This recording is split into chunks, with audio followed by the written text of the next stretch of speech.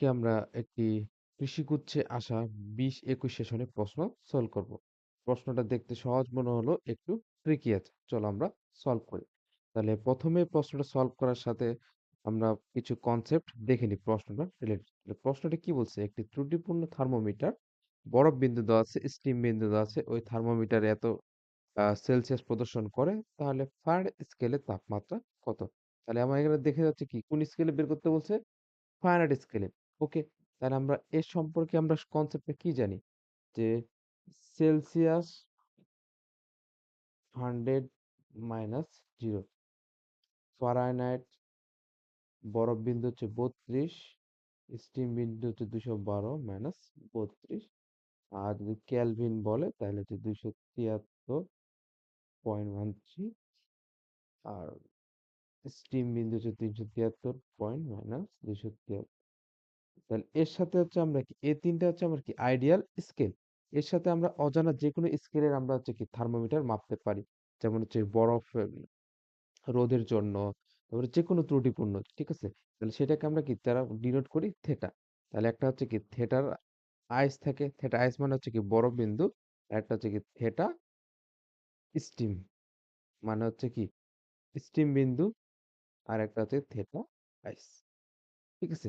তাহলে এখানে আমাকে কার মধ্যে সম্পর্ক দেখতে পাচ্ছি? একটা হচ্ছে কি ত্রুটিপূর্ণ থার্মোমিটার আর ফারেনহাইট স্কেল। তাহলে আমাকে কোনটা নিতে হবে?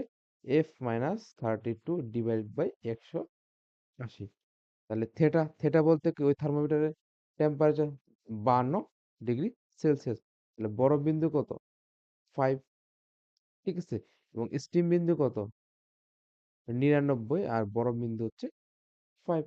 ওকে, তাহলে আমরা এখান থেকে পাই F-32, তাহলে 52 থেকে 5 গেলে হচ্ছে কি 47, এবং 99 থেকে 5 গেলে হচ্ছে কি 94 ইনটু মাল্টিপ্লাই 180। তাহলে এটা দিয়ে আমরা ডিভিশন করলে কত পাবো? 2 পাবো। এটা দিয়ে ডিভিশন করলে 90। তাহলে আমার এই পাশে থাকে হচ্ছে কি 90, F মাইনাস 32। ওকে, তাহলে ফাইনাইট ইকুয়াল টু হচ্ছে কত? 90 প্লাস 32 বা 122 ডিগ্রি ফারেনহাইট। ঠিক আছে? এটা হচ্ছে আমার সেই কাঙ্ক্ষিত আনসারটা। ওকে, আমাদের এখানে যেটা বেশিরভাগ ভুল হয়ে থাকে সেই জিনিসটা হচ্ছে আ এইখানে আমরা হচ্ছে কি যে F by 32 equal to theta minus theta ice divide by theta steam theta ice. এইটা দিয়ে ম্যাথটা আমরা সলভ করে আসি। কিন্তু আমাদের এটা হচ্ছে কি সঠিক প্রসেস নয়। ঠিক আছে? তাহলে এই ফর্মুলাটা কি আমাদের জন্য সঠিক নয়। তাহলে সঠিক ফর্মুলা কোনটা?